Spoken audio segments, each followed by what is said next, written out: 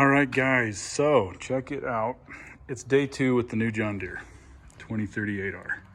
And yesterday I was so excited to get it to work that I just didn't make time to make a little video about the overview of the thing.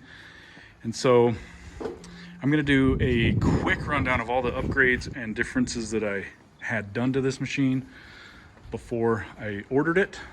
And then I'm sure as time permits, we'll come back to talking about every particular function of it and whatnot. But just real quick for a quick overview before I run out of not having any time to do that, I want to get that done. All right, so 2022 year model 2038R comes with the 220R loader and a 270B backhoe. A lot of twos running around, flying around here.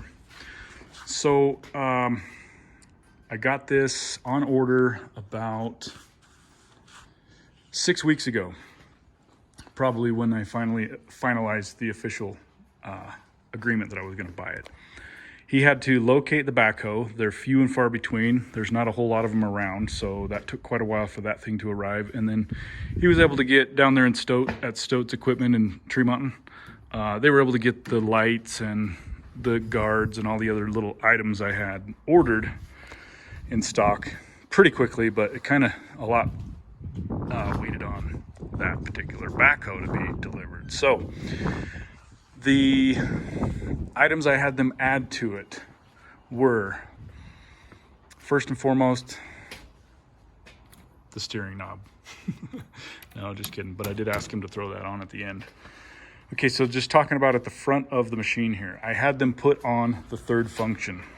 So when they put the third function on, you get a different joystick up top here with the 2 buttons running down a wire to this diverter valve essentially, which is this bad boy right here.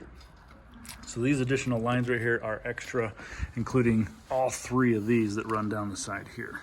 So that is your factory 3-way third function up front. And you know, it's quite a bit of work to get that thing installed, I'm sure. How long it'll be before I have an actual grapple or another appliance to put up front, attachment to put up front, I'm not totally sure. But when the time comes, we've got it kitted out for that. So it's got some soft lines all the way over there. Kind of wish those were a little bit shorter somehow. Not sure if I can maybe reroute those down a little bit or something. We'll worry about that later, but you know, they routed it on here, mounted it up. It looks really nice. They got the nice cushions on here, and it comes all the way down here, all these really nice bends, and I think they had to make those in-house, those bends, all the way down here to the lower connections.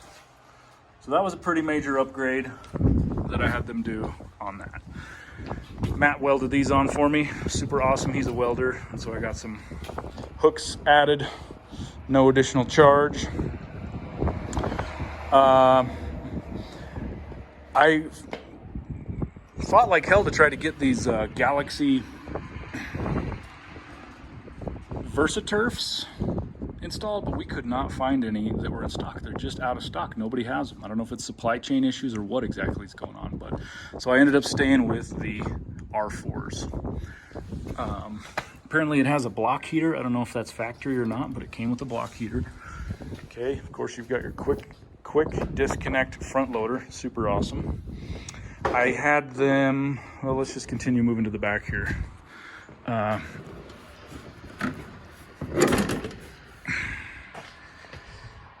now you're probably pretty familiar with the 2038R, but in case you're not, you know, it's got the upgraded stock. It comes with the upgraded armrest chair and the tilt wheel steering. Super awesome upgrades. So anyway, moving back on options that I added, I had them take off the original factory lights, which were halogens, put on these badass LEDs. So I got 2 forward facing, 2 upper rear facing, which you can swivel and turn those around, and then 1 more right there. So let's just pop those on real quick.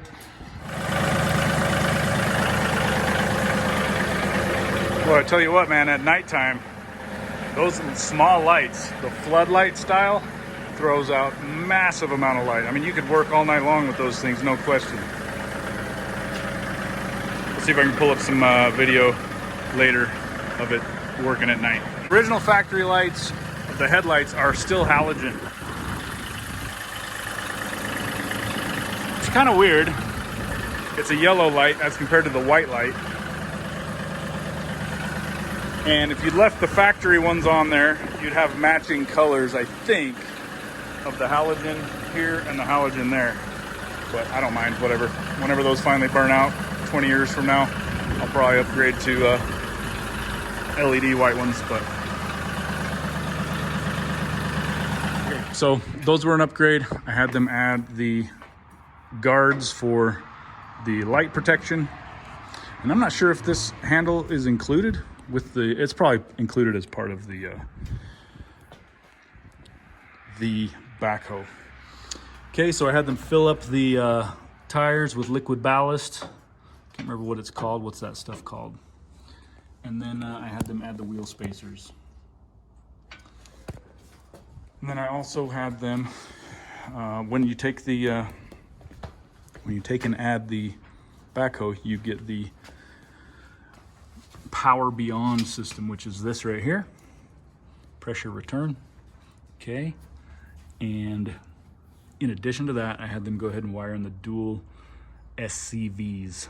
So I've got essentially 3 additional functions of hydraulics on this machine. So I got the duals out back for running whatever, like probably a top link and a side link. And then that forward diverter valve for the 3rd function up front. That combined with the backhoe is just what took this thing so long to get put together. But here it is. And I must say, you know, walking around in the yard, comparing it to all the other machines out there in the yard, especially all the little 1025s, it seemed quite a bit bigger. You know, it seemed quite a bit bigger. And once you get it here, it seems a little bit small.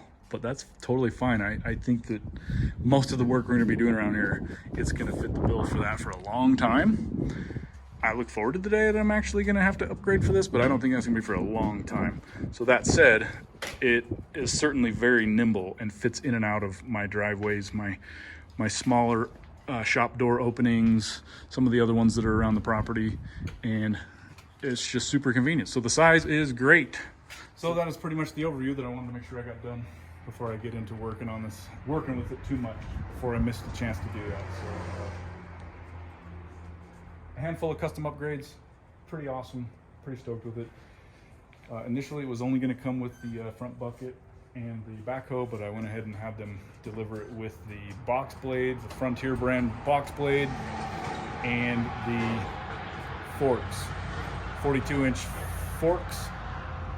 So technically we've got about 4 different attachments here to use already right out of the gate. So we put it to use yesterday. Today, now I'm going to go over here and try to dig out our fire pit.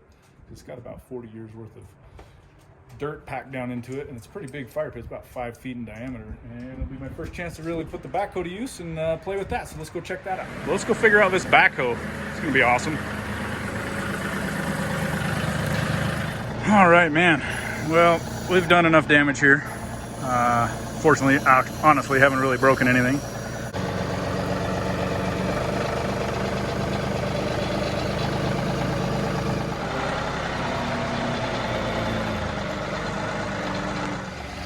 Kind of the yellow halogens. Not bad, I don't mind it. I don't even mind that they're 2 colored.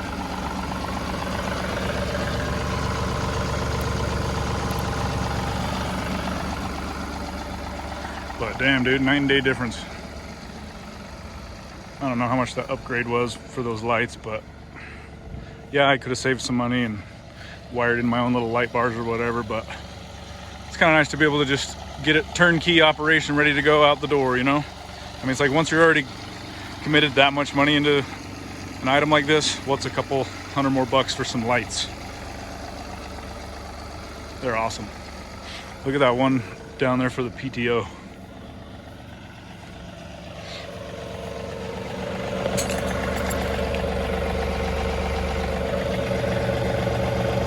Primo, dudes.